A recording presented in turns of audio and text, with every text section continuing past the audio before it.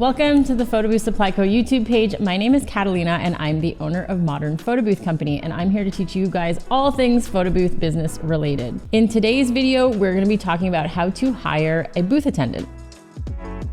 When we first start as a photo booth business, we run all of our own events. And that's great, but then once you start getting busy, you realize that you're working every single weekend and many evenings as well. And if you have a full-time job, like many of us start off with, it turns out to be a lot after a while. Maybe you're in a situation where you are fully booked and people are starting to ask you for dates and you want to get another booth, but then who's going to work it? Like, how do you expand? We've been in this exact same situation. When I first started, I was full-time employed, and every weekend and every evening I was at events. I was dragging my husband, I was dragging my friends out to them, whoever I could get to work these events. As I bought more booths, I started to need more people. So if you're at a stage where you're thinking about hiring people, then this video is for you. I'm gonna go over my 5 tips for hiring, and starting with number 1, which is hire early. If you're looking at your season and you know what you have on the books for the next couple of months and it's looking like a lot, then you should probably start thinking about hiring somebody now. The biggest mistake that I see people do is in their super busy season, they're like, oh my God, I need help. And then they try to hire someone then. You're gonna need time to train this person and actually spend time with them. So make sure that you look at your calendar, what do you have on your books, and think about when you're gonna need to hire that person. You can always start people off as an assistant and then transition them to a primary booth attendant, like the person who would do everything from start to finish. But again, start early. Tip number 2 is to post your job listing everywhere. You can definitely post on places like Indeed, but I would also recommend that you look at Facebook groups like networking groups, mom groups, second shooter groups, and definitely post in college job boards. Now, if you have a DSLR booth and you're looking for somebody who might have a little bit more camera experience and actually understands what ISO and shutter speed means, then you're gonna wanna look at getting maybe an intern from a local photography college. This is a great way for them to start, and their training is essentially part of their curriculum, so you kind of get free training, but we actually pay our interns anyways. It's a great way to get help from people who actually know what they're talking about when it comes to cameras. Tip number 3 is to ask for exactly what you want in your job description. And I mean it. Put exactly the person that you want to be representing your brand and your company at all of these events. Are they fun? Are they energetic? Whatever that is, and whatever skills you need that person to have, make sure you list it out. I also want you to be very transparent about what they need to do and what they should expect from the job. How much do they need to lift? And please specify you need to have a valid driver's license and own a vehicle, because I can't tell you how many times we have interviewed amazing people only to find out that they don't have a vehicle.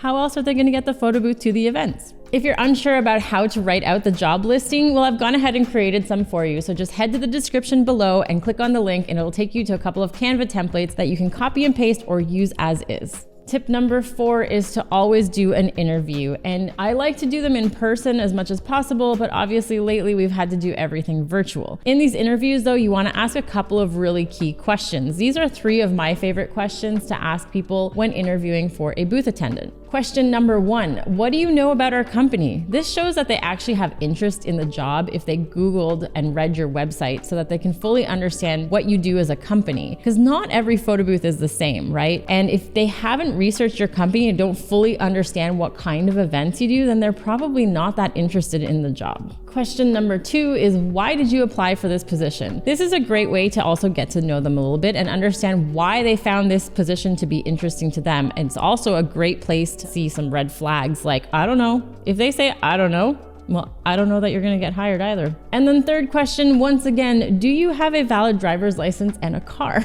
I know that it was in the job description, but again, people do not read. And you wanna make sure that you have a person that is going to fit all of the things that you need. Tip number 5, and our last tip, is to not settle. I know that sometimes it can get frustrating when you're hiring people and you're not finding the right person, but please wait it out. I promise you those right people are going to show up. I can't tell you how many times we've just hired someone out of desperation only to train them and then have them not show up to events or literally quit after the first job. You don't want to spend all of that time training somebody only to have them leave and then you're back to square one. And if you're wondering about how to train them, stay tuned next week where we will be talking all about how to train your new booth attendants. If you found this video to be helpful, please let me know in the comments. If you have any questions, also let me know in the comments, and make sure that you are subscribed so that you get notified as soon as we release a new video.